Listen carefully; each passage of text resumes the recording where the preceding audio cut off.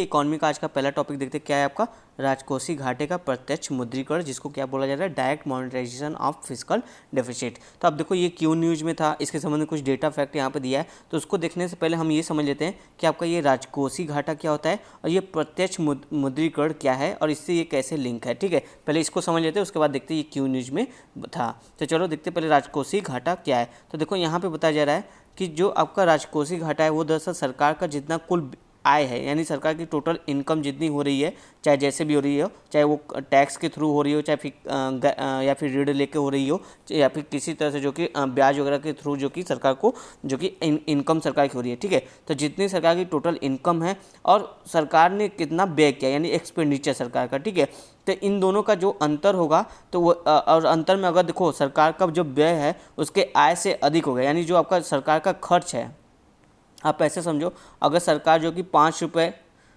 रुपये कमा रही है और 7 रुपये खर्च कर रही है, तो अगर आप इसका अंतर देखोगे तो कितना होगा, -2 होगा, यानी कि सरकार के ऊपर -2 रुपये का कर्ज हो गया है। तो ये जो -2 रुपये का कर्ज है यही क्या है, सरकार का राजकोषीय घाटा। तो यानी टोटल इनकम कुल आय और कुल व्यय में से अगर घटा दोगे, लेकिन अगर व्यय ज़्यादा आ रहा है तो इसका मतलब क्या होता है, इसी को क्या बोलते हैं हम लोग, राजकोषीय घाटा बोलते हैं। तो ये आपको समझ में आ गया कि राजकोषीय घाटा क्या है। अब देखो यहाँ पे बोला जा रहा है कि इसको वित्त पोषित कैसे किया जाता है, यानी कि ये जो राजकोषीय घाटा है इसकी भरपाई कैसे करते हैं गवर्नमेंट, तो वो उसकी बात देखो यहाँ पे बताया जा रहा है। तो ये देखो एक डायग्राम के थ्रू समझो पहले कि राजकोषीय घाटा को बताया जाए। देखो सरकार का कुल व्यय, सरकार ने जितना कुल खर्च किया, चाहे वो कैपिटल पे खर्च किया हो, चाहे वो रेवेन्यू पे खर्च किया हो, तो टोटल व्यय माइनस कुल आय, जितनी सरकार को राजस्व प्राप्ति हुई, चाहे वो रेवेन्यू से प्राप्ति हुई, चाहे ऋण को वसूल करके प्राप्ति हुई, चाहे फिर किसी तरह अन्य विदेशी सहायता या चाहे जैसे भी प्राप्ति, वो सब इनको माइनस करेंगे। अगर सरकार का व्यय ज़्यादा है तो इसका मतलब राजकोषीय घाटा हमारा है। ठीक है, तो यही हमारा राजकोषीय घाटा है। अब देखो इसको दूर करने के, ये जो राजकोषीय घाटा है सरकार इसको दूर करने के लिए क्या उपाय अपना सकती है। तो देखो यहाँ पर बताया जा रहा है कि कोई भी देश जो कि इसको दूर करने के 2 उपाय अपना सकती है। या तो पहला उपाय में देखो यहाँ बोला जा रहा है, या तो वे ऋण ले ले, ठीक है, अपना ऋण बॉन्ड वगैरह जारी करे, ऋण पत्र जारी करके जो कि मार्केट से ऋण ले ले अपना राजकोषीय घाटा कम करने के लिए, या फिर जो टैक्स है उसमें वृद्धि करे। देखो जिससे अगर देखो गवर्नमेंट टैक्स में वृद्धि करेगी तो ऑब्वियस है गवर्नमेंट को जो कि रेवेन्यू ज़्यादा प्राप्त होगा। जब गवर्नमेंट को रेवेन्यू ज़्यादा प्राप्त होगा यानी उसकी इनकम बढ़ेगी, तो यानी उसका जो घाटा है वो कम हो जाएगा। तो ये 2 तरीके मेजर आप ध्यान रखना, या तो गवर्नमेंट ऋण ले ले या तो फिर टैक्स में वृद्धि कर दे। ठीक है, अब आते हैं जो आपका था घाटे का मुद्रीकरण। ठीक है, यहाँ पर देखो एक दूसरा हमारा क्या पॉइंट था, घाटे का प्रत्यक्ष मुद्रीकरण। ठीक है, अब इस पर हमने राजकोषीय घाटा देख लिया, अब घाटे का प्रत्यक्ष मुद्रीकरण क्या है ये हम यहाँ पे समझने की कोशिश करते हैं। तो देखो यहाँ पे बोला जा रहा है कि जब किसी देश का केंद्रीय बैंक सरकार के राजकोषीय घाटे की पूर्ति करने के लिए नोटों की छपाई करता है तो उसे घाटे का मुद्रीकरण कहते हैं। ठीक है, यानी कि करने का मतलब जो अगर मान लो सरकार का मान लो बहुत ज़्यादा कर्ज हो गया है, तो इस कर्ज की पूर्ति करने के लिए अगर जो उस देश का केंद्रीय बैंक यानी आरबीआई, जैसे हमारे भारत का आरबीआई है, तो उस देश का जो केंद्रीय बैंक अगर नोटों की छपाई करके जो कि गवर्नमेंट को दे देती है, बोलती है कि लीजिए आप इससे अपना कर्ज भर दीजिए, तो ये जो तरीका है कर्ज भरने का यानी राजकोषीय घाटा कम करने का, इसी को बोला जा रहा है घाटे का मुद्रीकरण यानी कि मॉनेटाइजेशन ऑफ डेफिसिट। ठीक है, तो ये इतनी बात आपको समझ में आ गई कि घाटे का मुद्रीकरण क्या है और राजकोषीय घाटा क्या है। अब चलो देखते हैं ये न्यूज़ में क्यों था। तो देखो यहाँ पे बताया जा रहा है कि कोविड-19 संक्रमण की दूसरी लहर के कारण अर्थव्यवस्था को हुई क्षति को देखते हुए इस विषय पर चर्चा हो रही है कि क्या भारत को भारतीय रिजर्व बैंक के माध्यम से घाटे का प्रत्यक्ष मुद्रीकरण करना चाहिए या नहीं। तो ये इस वजह से न्यूज़ में था, इस पर बहुत सारे आर्टिकल आपका न्यूज़पेपर में आया है। ठीक है, अब देखो ये क्यों बात हो रही है, तो क्योंकि देखो यहाँ पर बोला जा रहा है कि 2020-21 में देखोगे तो जीडीपी का लगभग 9.3% राजकोषीय घाटा दर्ज किया गया, यानी कि हमारा राजकोषीय घाटा कितना है, 9.3%, जो कि देखो अब तक का सबसे मैक्सिमम है। और यहाँ पे देखो बताया जाएगा कि वर्ष 2021-22 के लिए सरकार ने राजकोषीय घाटे को जीडीपी के 6.8% तक बनाए रखने का लक्ष्य रखा, यानी कि सरकार ने जो कि तय किया कि इसके नेक्स्ट ईयर में जो कि 2022 तक जो कि हम इस घाटे को कम करके 6.8% करेंगे। तो ये सरकार ने लक्ष्य रखा है, तो वही बोला जाए कि इस लक्ष्य की पूर्ति हम कैसे करेंगे, क्या हम जो कि घाटे का प्रत्यक्ष मुद्रीकरण करके लक्ष्य की पूर्ति करें। तो यही सब बातें यहाँ पे हो रही, इस वजह से ये न्यूज़ में था। अब ये ध्यान रखना, ये जो डेटा है आपका ये इंपॉर्टेंट है, क्योंकि देखो कोविड-19 की वजह से जो कि जीडीपी का खर्च काफ़ी जो कि व्यय सरकार का बढ़ गया था और राजस्व की प्राप्ति नहीं होती। क्यों? क्योंकि सारे काम धंधे बंद हो गए थे तो राजस्व की प्राप्ति नहीं होती, लेकिन सरकार का जो खर्च देखोगे वो बढ़ गया था, क्योंकि सरकार जो कि कल्याणकारी खर्च, लोगों को जो कि पेंशन वगैरह बढ़ा दी थी, लोगों को बैठ के घर पर अनाज वगैरह दे रही थी, एक्स्ट्रा अनाज दे रही थी, तो सरकार का खर्च बढ़ गया था। इसीलिए बोला जाए कि जीडीपी का लगभग 9.3% जो कि राजकोषीय घाटा हमारा हो गया था। तो इतनी बातें आपको समझ में आ गई। ठीक है, अब देखो ये कारण यहाँ पर बताया जा रहा है, वही कारण कि वैश्विक महामारी के परिणामों का शमन करने के लिए व्यय में वृद्धि हुई थी और कोविड-19 जनित आर्थिक गिरावट यानी जो स्लो डाउन यानी जो आपका मंदी था, इसी कारण देखोगे तो कम जो कि टैक्स का कलेक्शन हुआ है। इसी वजह से जो कि गवर्नमेंट का ये राजकोषीय घाटा बढ़ के कितना हो गया आपका 9.3% हो गया है। तो ये मोटा मोटा आपका पूरा टॉपिक है। अब देखो इसके बारे में समझते हैं कि ये पूरी अब आगे इसमें क्या बातें होती है। तो अब देखो यहाँ पे बताया जा रहा है कि राजकोषीय घाटे का वित्त पोषण, यानी कि अगर किसी गवर्नमेंट की राजकोषीय घाटा है, फिजिकल डेफिसिट है,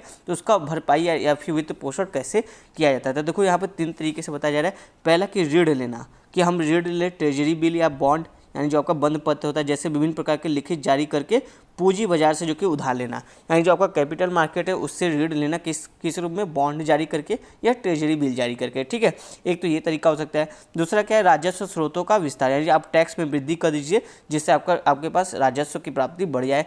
तीसरा उपाय क्या है, राजकोषीय घाटे का मौद्रीकरण, यानी कि केंद्रीय बैंकों द्वारा नोटों की छपाई कर दी जाए, जिससे जो कि सरकार को दे दी जाए और सरकार जो कि इससे अपना जो कि घाटा को भरपाई कर सके। तो ये मोटा मोटा 3 तरीके बताए जा रहे हैं। अब देखो ऋण आप ले सकते हो, तो ऋण भी 2 तरीके से ले सकते हो। पहला है आपका आंतरिक ऋण, यानी कि आप अपने देश के भीतर ही उधार लीजिए। दूसरा है बाह्य ऋण, यानी देश के बाहर से उधार लेना। अब देखो जो भारतीय सरकार है ना, वो देखो आंतरिक ऋण ज़्यादा लेती है और बाह्य ऋण बहुत कम लेती है, विश्व औसत का भी बहुत कम लेती है, ठीक है। तो इस पर भी एक आर्टिकल आया था कि हम क्या बाह्य ऋण जो कि हमको देखो काफ़ी, अब देखो घरेलू जो भारत सरकार को घरेलू ऋण मिलता है ना, उसका ब्याज दर ज़्यादा है, लेकिन जो बाह्य ऋण मिलता है, जैसे आपको रशिया से लो, यूएसए से ले लो, अमेरिका रसिया से ले लो, तो रसिया देखो भारत को इनवाइट भी किया था कि हम आपको ऋण दे रहे हैं, तो जो घरेलू ऋण दर का ब्याज दर ना उससे कम है। तो इसलिए कभी कभी आर्टिकल आता है कि क्या हमको बाह्य ऋण लेना चाहिए, क्योंकि इसका देखो ब्याज दर कम है, तो हमको जो कि कम ब्याज भरना पड़ेगा। लेकिन भारत जो कि आंतरिक ऋण पर ज़्यादा निर्भर है, ये भी आपको पता होना चाहिए, मोटा मोटा ध्यान रखना। अब देखो राजकोषीय घाटे का मौद्रीकरण वाले में जो एक तरीका था, इसमें देखो 2 तरीके से ये हो सकता है। तो पहला बोला जा रहा है कि अप्रत्यक्ष मौद्रीकरण। अप्रत्यक्ष मौद्रीकरण में क्या होता है, इसे खुले बाजार संचालनों यानी ओपन मार्केट जो ऑपरेशन होता है उसके माध्यम से संपन्न किया जाता है। यहाँ पे देखो आरबीआई नए नोटों की छपाई कर द्वितीयक बाजार से बॉन्ड खरीदता है, जिससे तरलता में वृद्धि होती है। द्वितीयक बाजार और प्राथमिक बाजार पहले आप समझ लो।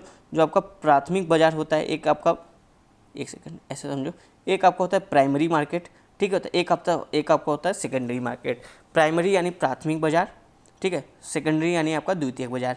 इतनी बातें आपको समझ में आ गई। तब आपका जो प्राइमरी मार्केट होता है, प्राथमिक बाजार, तो इसमें क्या होता है, यहाँ पे कोई बॉन्ड इशू होता है, मतलब नया बॉन्ड यहाँ पे जारी किया जाता है, नया कोई ऋण पत्र जारी किया जाता है, जिस पर जो कि शेयर मार्केट से पैसे, जनता से जो कि पैसे लिया जाता है शेयर मार्केट पर रख के, ठीक है। अब सेकेंडरी मार्केट में क्या होता है, तो ये जो प्राइमरी मार्केट में जो ऋण वगैरह जो जारी किए गए ना, इन्हीं का खरीद फरोख्त जो कि सेकेंडरी मार्केट में कहलाता है। यानी कि अगर इस बॉन्ड का कोई व्यक्ति यहाँ से खरीद लिया, अब ये व्यक्ति जो कि इस बॉन्ड से अपना पैसा निकालना चाहता है समय के पहले, तो ये क्या करेगा, किसी दूसरे व्यक्ति खोजेगा जो इस तरह के बॉन्ड को लेना चाहता है, तो ये उसको कुछ कम दाम पे जो कि अपना ये बॉन्ड भेज देगा। तो अब ये देखो इनडायरेक्टली ये जो आपका बी व्यक्ति वो इस बॉन्ड का मालिक हो गया, ठीक है।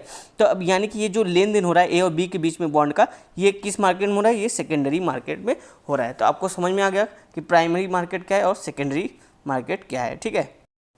तो देखो यहाँ पे वही कह रहा है कि आरबीआई जो कि नए नोटों की छपाई कर द्वितीयक बाजार से बॉन्ड की खरीदता है, जिससे तरलता में वृद्धि हो जाए। यानी कि आरबीआई क्या करे, ये जो सेकेंडरी मार्केट में बॉन्ड वगैरह है उसको खरीद ले, और सेकेंडरी मार्केट में बॉन्ड खरीदेगा मतलब कि जो आम जनता है उसके पास पैसे आ जाएगी, मतलब महंगी रेट पर खरीद ले।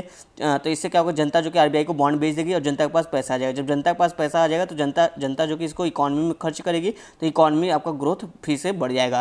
तो ये एक आपका ये तरीका है अप्रत्यक्ष मौद्रीकरण जिसको बोला जा रहा है। और दूसरा है आपका प्रत्यक्ष मौद्रीकरण। इसमें देखो बोला है कि आरबीआई सरकार की व्यय संबंधी आवश्यकताओं का वित्त पोषण करने के लिए नए नोटों की छपाई कर प्राथमिक बाजार के प्रत्यक्ष रूप से सरकारी बॉन्ड्स को करेक्ट कर ले।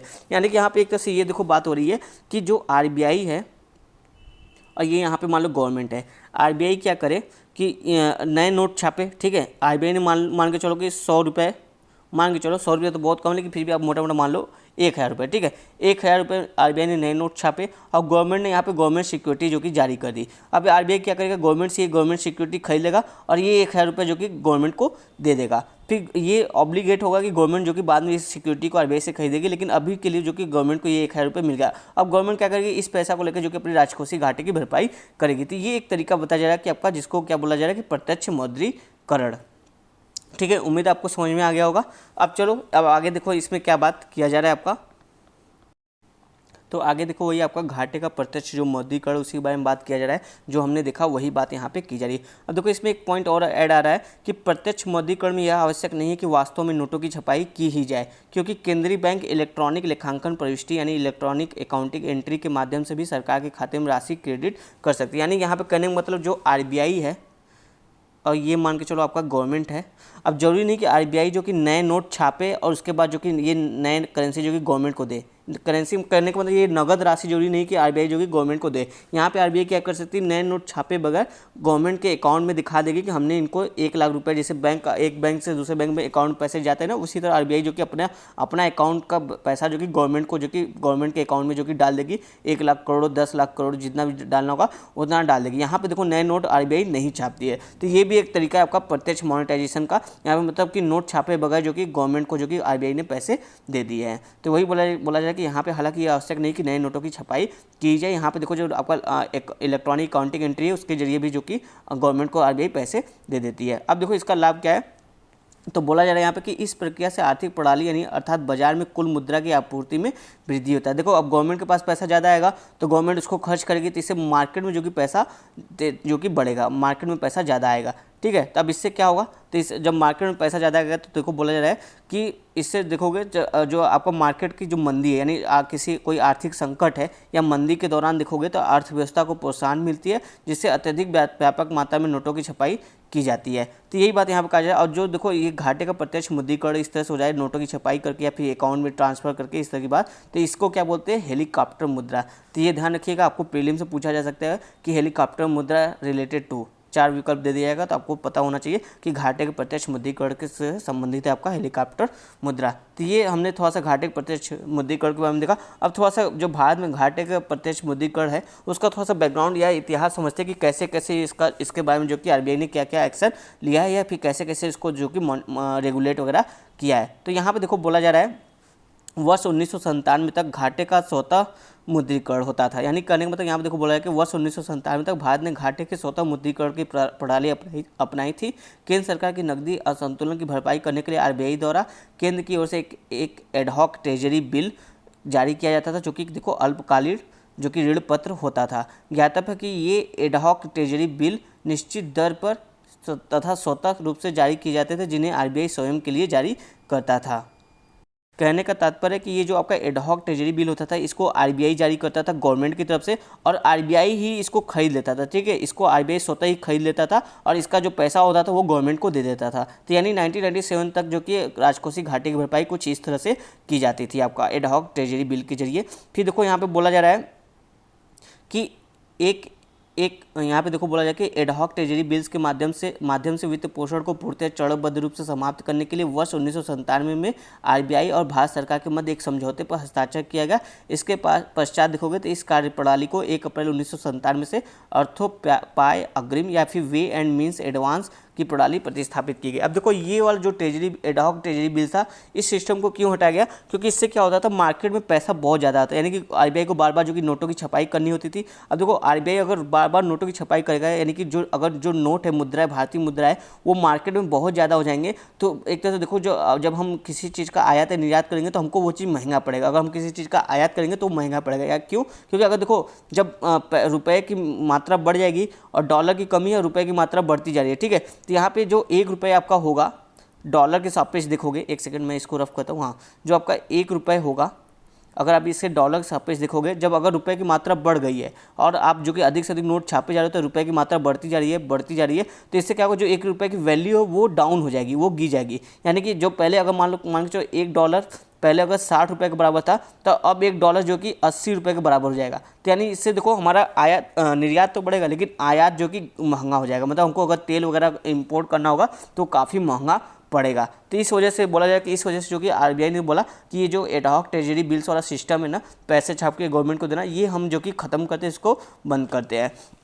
अब इसको आरबीआई ने बंद किया 1997 में। तो इसके जगह पे क्या लेके आया, वे एंड मीन्स एडवांस प्रणाली। अब देखो इसके अंतर्गत क्या होता है, इसके अंतर्गत मुख्य रूप से यही बात होती है कि आरबीआई जो है कि मान लो कोई चालू वर्ष, कोई वित्तीय वर्ष चालू हुआ, किसी वित्तीय वर्ष के स्टार्ट में ही, आरंभ में ही जो कि आरबीआई जो कि आपका गवर्नमेंट से जो कि तय कर लेती है। मान लो कोई वित्तीय वर्ष, अभी नया वित्तीय वर्ष चालू हो रहा है, ठीक है, 2021-2022 का वित्तीय वर्ष चालू हो रहा है, तो आरबीआई क्या करेगी, गवर्नमेंट से नेगोशिएट पहले ही कर लेगी वर्ष के आरंभ में ही, तो बोलेगी कि हम गवर्नमेंट जो कि मान के चलो एक लिमिट है 100, कि गवर्नमेंट जो को इस साल कम से कम अपनी ज़रूरतों को पूरा करने के लिए 100 बॉन्ड ही जारी करेगी, इससे ज़्यादा जारी नहीं करेगी। अगर गवर्नमेंट इससे ज़्यादा 100 बॉन्ड से ज़्यादा जारी की तो इस गवर्नमेंट को अतिरिक्त मान के जो जितना ब्याज देना है उस पर 1 से 2% जो कि अतिरिक्त चार्ज फिर देना पड़ेगा, वो भी 3 महीने के भीतर, ठीक है। अगर गवर्नमेंट ने मान के चलो, अगर गवर्नमेंट को 1,000 रुपये की ज़रूरत है, ठीक है, ये आरबीआई ने एस्टिमेट किया कि पूरे साल में गवर्नमेंट को 1,000 रुपये की ज़रूरत पड़ेगी, और गवर्नमेंट जो कि अपनी गवर्नमेंट सिक्योरिटी जो कि 1,000 रुपये तक ही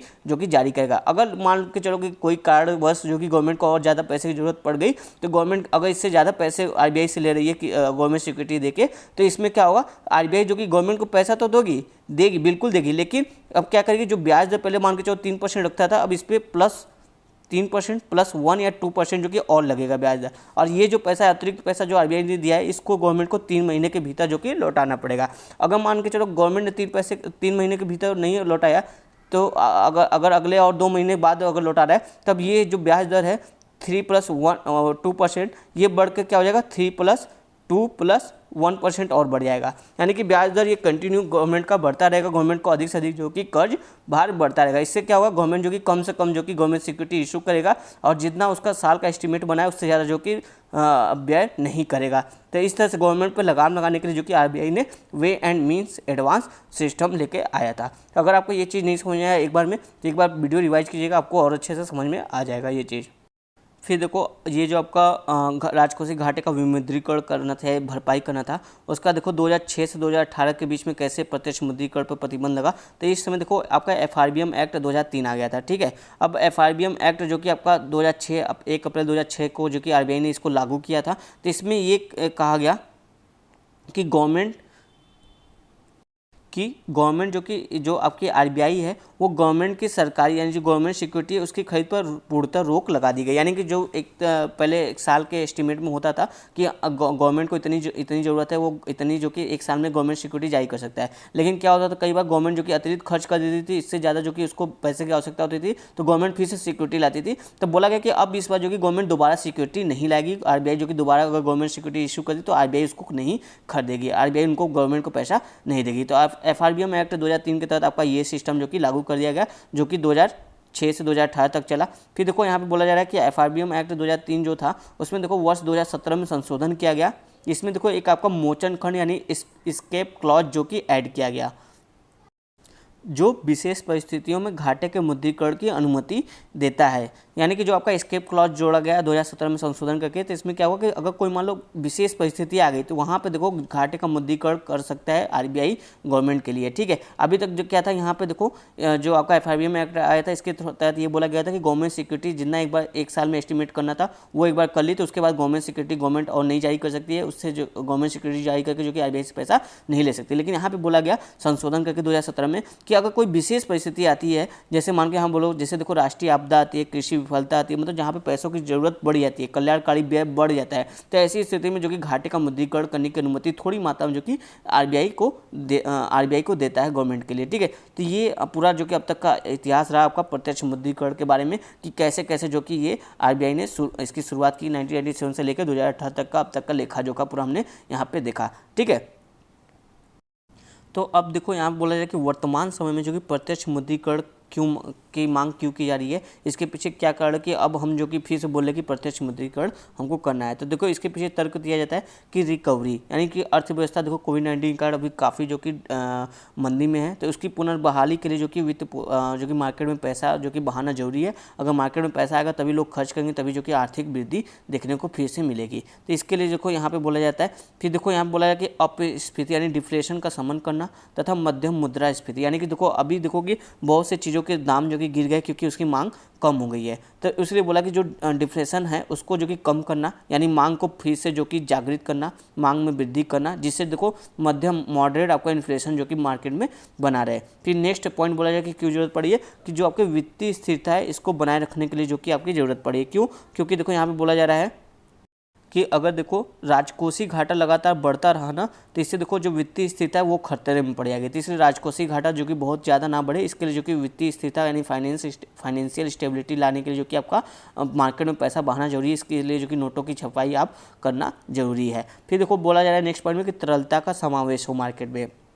अब देखो यहाँ बोला जा रहा है कि जब प्रत्यक्ष मुद्रीकरण होगा तो इसके तहत क्या होगा, मार्केट में पैसा आएगा, पैसा बढ़ेगा। तो जब पैसा बढ़ेगा तो ऑब्वियसली यानी कि जो मांग है उसमें वृद्धि होगी और मार्केट जो कि बहाली करेगा। ये पहले ही पॉइंट से मिलता जुलता है। और तीसरा पॉइंट देखो बोला जा रहा है कि यहाँ पे कि निम्न ब्याज दर बनाए रखना। अब देखो यहाँ पे ये बोला जा रहा है कि जो अगर देखो मार्केट में पैसा ज़्यादा होगा, ठीक है, एक बात समझो, अगर मार्केट में पैसा ज़्यादा है, गवर्नमेंट ने मान लो नोट छाप के मार्केट में ज़्यादा खर्च कर दिया, तो मार्केट में ज़्यादा पैसा है तो लोग बैंकों के पास जो कि लोन लेने नहीं जाएंगे। क्यों? क्योंकि मार्केट में पर्याप्त पैसा है, लोगों के पास पैसा जो कि पर्याप्त है, वो लोन लेने नहीं जाएंगे। अब जब बैंक के पास लोग लोन लेने नहीं जाएंगे तो बैंक क्या करेगी, लोन अपना देने के लिए जो कि लोन का जो दर है उसको कम करती रहेगी, उसको बहुत ज़्यादा नहीं बढ़ाएगी, उसको मिनिमम करती रहेगी, जिससे देखो जो आपका निम्न ब्याज दर मार्केट में बना रहेगा। और जिसको अगर आवश्यकता होगी तो वो जो कि बैंक से कम ब्याज पर जो कि पैसा लेके अपना जो कि जो भी काम बिजनेस होगा या जो भी काम होगा वो कर सकेगा। तो इसके लिए भी जो कि आपका जरूरी यहाँ पे बताया जा रहा है। फिर देखो यहाँ पे आगे बोला जा रहा है, तो इसके अन्य लाभ में देखो बोला जा रहा है कि ऋण द्वारा वित्त पोषित राजकोषीय कार्यक्रमों में के विपरीत नोटों की छपाई कर घाटे की पूर्ति करने से भविष्य में कर संबंधी बोझ वृद्धि नहीं होती। कहने का मतलब अगर देखो गवर्नमेंट ऋण लेके घाटे की भरपाई करती है तो क्या होगा, गवर्नमेंट इस ऋण को चुकाने के लिए बाद में क्या करेगा, टैक्स रेट में वृद्धि कर देगा, ठीक है, अब ब्याज दर में वृद्धि कर देगा, जो बैंक का लोन वगैरह है। तो इसमें जब वृद्धि हो जाएगा तो यानी कि लोगों को ज़्यादा पैसा खर्च करना पड़ेगा और लोग फिर से जो कि मार्केट में कम पैसा खर्च करेंगे, बचत करना शुरू कर देंगे, तो इससे फिर मंदी आएगी। तो यही बोला जाए कि अगर देखो इसके बजाय ऋण लेने के बजाय जो कि गवर्नमेंट राजकोषीय घाटे को कम करने के लिए क्या करे, नोटों की छपाई कर दे, तो इससे क्या होगा, जो गवर्नमेंट को जो कि भविष्य में जो कि अपने इस जो नोटों की छपाई कर दे रही है तो गवर्नमेंट पे ऋण का बर्डन कम हो जाए, ऋण तो अब देना नहीं है। तो इसकी वजह से क्या होगा, मार्केट में पैसा बना रहेगा और जो कि जो टैक्स रेट है वो जो कि इंक्रीज नहीं होगा, यानी कि बिजनेस जो कि इसे आसानी से होता रहेगा। तो ये इसके एक अन्य लाभ के बारे में बताया जा रहा है। साथ ही देखो बोला जाए कि यह मुद्रास्फीति में वृद्धि कर एक निश्चित सीमा तक सरकार की बकाया देयताओं में कमी कर सकता है। यानी कि देखो मार्केट में पैसा आएगा तो ऑब्वियस सी बात इससे इन्फ्लेशन होगा। अब इन्फ्लेशन होगा तो इससे क्या होगा, जो गवर्नमेंट की बकाया राशि है उसमें कमी आपको देखने को मिलेगी, ठीक है। लेकिन अब देखो साथ ही यहाँ पे बोला जा रहा है कि ये तो कुछ फायदे तो हमने देखे कि इस वजह से इसको लाना चाहिए, लेकिन इसके साथ साथ कुछ चिंताएं भी साथ में आ रही हैं। अब केवल लाभ ही नहीं आ रहा है, इसके साथ साथ कुछ समस्याएं भी हमको देखने को मिलेगी। मुख्य चिंता क्या है, तो पहला बोला जाए कि उच्च मुद्रास्फीति, यानी कि महंगाई जो कि बाजार में बढ़ जाएगी, बहुत ज़्यादा जो कि इन्फ्लेशन मार्केट में दिखने लगेगा। ऑब्वियसली जब पैसा मार्केट में आएगा तो उससे जो कि डिमांड बढ़ेगी तो इन्फ्लेशन जो कि बढ़ जाएगा। तो वही बोला है कि इससे इन्फ्लेशन मार्केट में दिखने को मिल सकता है। साथ ही देखो इसके चिंताओं में नेक्स्ट पॉइंट बोला है कि RBI की जो विश्वसनीयता है उसमें कमी देखने को मिलेगी। यानी कि आप बोला जा रहा है कि मुद्रण की जाने वाली मुद्रा की मात्रा और समय का निर्धारण RBI की मौद्रिक नीति के बजाय सरकार की ऋण संबंधी आवश्यकताओं से निर्धारित होने से RBI की विश्वसनीयता का क्षरण होता है। यानी कि अब जो कि RBI देखो एक तरह से गवर्नमेंट की कठपुतली बन गई, गवर्नमेंट को जैसे जैसे जरूरत है जो कि RBI उसी आधार पर काम कर रही है, तो इससे RBI की जो विश्वसनीयता है उससे कमी हो रही है। यानी कि RBI का जो रूल रेगुलेशन है वो गवर्नमेंट फॉलो नहीं कर रही है, गवर्नमेंट अपना व्यय जो कि खर्च जो कि बढ़ाती जा रही है। और RBI जो नए अपना नियम लाया है इस तरह के जो कि इन्फ्लेशन को कम के लिए, फिर गवर्नमेंट के जो खर्च उसको कम करने के लिए वो जो कि इंश्योर नहीं पा रहा है। तो इसलिए बोला है कि जो RBI की क्रेडिबिलिटी है यानी विश्वसनीयता है उसकी कमी देखने को मिल सकती है। फिर देखो नेक्स्ट पॉइंट बोला है कि राजकोषीय विवेक पर प्रश्न चिन्ह लग सकता है।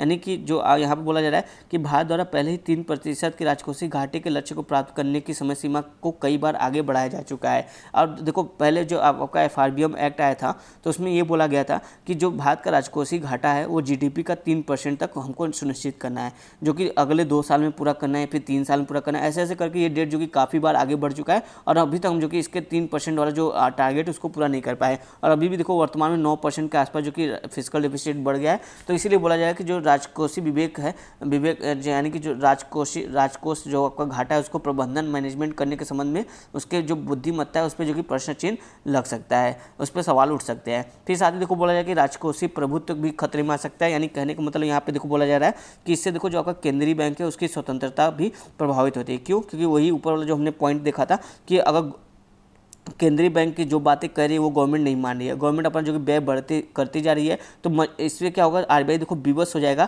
कि उसको फिर से जो कि राजकोषीय जो घाटे का मुद्रीकरण करने के जो कि आरबीआई विवश हो जाएगा, उसको जो कि नोट छापने पड़ेंगे मजबूरी में होकर। तो इसीलिए बोला जा रहा है कि इससे देखो जो आरबीआई, इससे देखोगे तो जिससे देखोगे यहाँ बोला जा रहा है कि राजकोषीय प्रभुत्व यानी अर्थात सरकारी हस्तक्षेप स्थापित हो सकता है आरबीआई के कार्य क्षेत्र में। तो इससे इसलिए बोला जा रहा है कि आपका राजकोषीय प्रभुत्व खतरे में आ सकता है। फिर नेक्स्ट पॉइंट देखो कि इसमें देखो एक मुख्य चिंता क्या है कि जो मुद्रा है, भारतीय मुद्रा है, उसका अवमूल्यन यहाँ पे देखने को हमको मिल सकता है। एक सेकेंड पेन, हाँ, जो भारतीय मुद्रा है उसका अवमूल्यन भी देखने को मिल सकता है, क्योंकि देखो रुपया का जो भारतीय बाजार मान के चलो अभी इतना रुपया है, तो ये रुपया के नोटों की छपाई हो रही है बैंकों के खाते में, जो कि पैसे भेजे जा रहे हैं, तो ये रुपये की मात्रा बढ़ती जा रही है। लेकिन जो इसके सापेक्ष जो डॉलर है उसकी मात्रा तो उतनी ही है, डॉलर में कोई वृद्धि कमी तो उतना हो नहीं रहा है, वो स्टेबल है। तो इससे क्या हो रहा है, जो रुपये, जो पहले रुपये हमने ऊपर जैसे बात की थी कि ₹1 जो अगर मान के चलो यहाँ पे देखो 60 रुपये अगर आपका $1 के बराबर है, तो ये क्या होगा, बाद में बढ़ के 80 रुपये जो कि $1 के बराबर हो जाएगा, फिर बाद में 100 रुपये जो कि $1 के बराबर हो जाएगा, अगर हम जो कि बार बार पैसे की छपाई करके मार्केट में अधिक से अधिक पैसा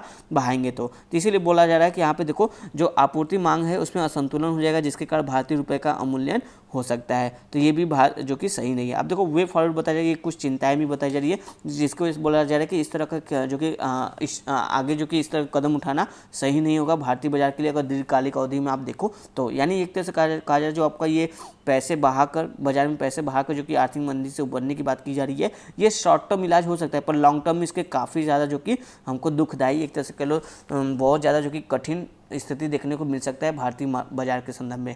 ठीक है, तो यहाँ पे इसी वजह से अब देखो बोला जाएगा वे फॉरवर्ड आगे की राह में हम क्या कर सकते हैं, यहाँ पे बताया जा रहा है।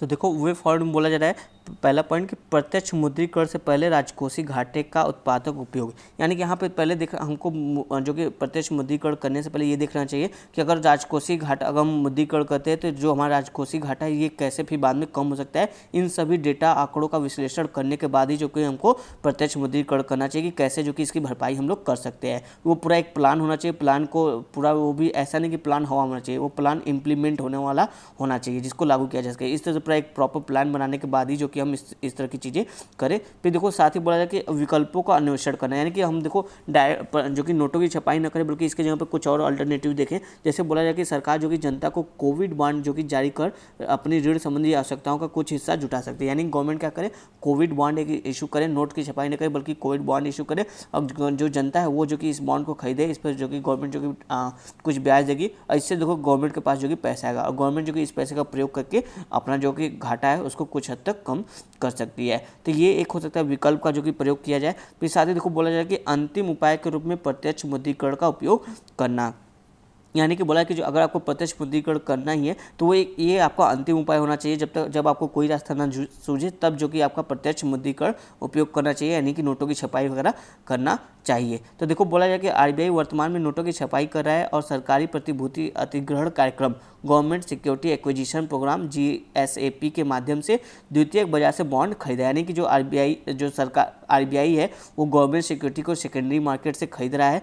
GSAP 1.0 का मूल्य ₹1 ट्रिलियन था और GSAP 2.0 का मूल्य देखोगे 1.2 ट्रिलियन रुपये हो गया। अभी GSAP 1.0 कब आया था, जब आपका कोविड-19 का फर्स्ट लहर आया था तब, और GSAP 2 कब आया, जब आपका कोविड-19 का सेकेंड लहर आया तब। यानी कि गवर्नमेंट देखो जो आरबीआई जो कि गवर्नमेंट के 1 ट्रिलियन रुपए एक बार दे चुकी है, अब भी जो देखो 1.2 ट्रिलियन रुपए आरबीआई जो कि गवर्नमेंट को दे रही है। तो इसलिए बोला जाए कि वर्तमान में बॉन्ड की प्रत्यक्ष खरीद संबंधी कोई आवश्यकता नहीं है, क्योंकि GSAP आवश्यक चल निधि प्रदान करने, अर्थव्यवस्था हेतु प्रोत्साहित करने की पूर्ति करने और बॉन्ड प्रतिफल यानी बॉन्ड यील्ड को सुगमतापूर्वक कम बनाए रखने में सफल है। यानी कि अभी बोला कि अभी और अतिरिक्त हमको जो कि बॉन्ड वगैरह इशू नहीं करना चाहिए, गवर्नमेंट सिक्योरिटी इशू नहीं करना चाहिए, क्योंकि ये जो आपका ये गवर्नमेंट सिक्योरिटी एक्विजिशन प्रोग्राम है इसके तहत जो कि गवर्नमेंट को पैसा मिल रहा है। अब देखो निष्कर्ष में बोला जा रहा है कि चूंकि कोविड-19 संबंधी लागत का बढ़ना जारी है, मतलब अभी देखो कोविड-19 पूरी तरह से खत्म नहीं हुआ है, तो इसके संबंध में जो भी व्यय हो रहा है तो वो लगातार बढ़ ही रहा है। तो इससे देखो सरकारी घाटा जो है उसका आकार देखो बढ़ता ही जा रहा है, और इससे देखो मुद्रीकरण की मांग भी साथ में बढ़ेगी, यानी कि आप प्रत्यक्ष मुद्रीकरण कर दीजिए, इसकी मांग भी बढ़ेगी। तो बोला जा रहा है कि प्रत्यक्ष मुद्रीकरण एक शक्तिशाली आपातकालीन साधन है। आपातकालीन क्यों बोला जा रहा है? क्योंकि यह एक अंतिम विकल्प होना चाहिए किसी भी सरकार का, जिसमें अर्थव्यवस्था को पर्याप्त रूप से प्रोत्साहित करने और वास्तविक ब्याज दरों में प्रभावी रूप से कमी लाने की क्षमता मौजूद है। यदि इसे सफलतापूर्वक अपनाया जाता है तो इस कदम को विश्वसनीय माना जाएगा। अगर मान कर वही बोला जा रहा है कि ये आपातकालीन साधन होना चाहिए, और इसको हम लोग अपना रहे हैं तो पूरे प्लानिंग के साथ अपनाना चाहिए कि अगर इससे जो भी घाटा बढ़ेगा उसको बाद में हम कैसे टैकल कर सकते हैं, पूरा एक प्लानिंग के जरिए जो कि इसको अपनाना चाहिए ताकि ये जो कि सफल हो सके। और इसी वजह से इसलिए बोला जाएगा कि अगर ये सफल होता है तो यह एक विश्वसनीय कदम माना जाएगा। तो यहाँ पे देखो काफ़ी इंपॉर्टेंट, यहाँ पे बहुत सारे आपके जो कि इकोनॉमी के टर्म जो कि यहाँ पे नहीं थे, छुपे थे, और आपने बहुत अच्छे से समझा यहाँ पे कि आपका जो राजकोषीय घाटा था उसके बारे में, और जो इसका जो डायरेक्ट मॉनेटाइजेशन यानी कि प्रत्यक्ष विमुद्रीकरण होता था तो उसके बारे में हमने काफ़ी डिटेल से देखा समझा। तो आज देखो ये काफ़ी लंबा टॉपिक बन गया है, तो आज केवल एक ही टॉपिक को कवर करते हैं, कल जो कि अगला टॉपिक जो कि इकोनॉमी का हम लोग देखेंगे। धन्यवाद दोस्तों।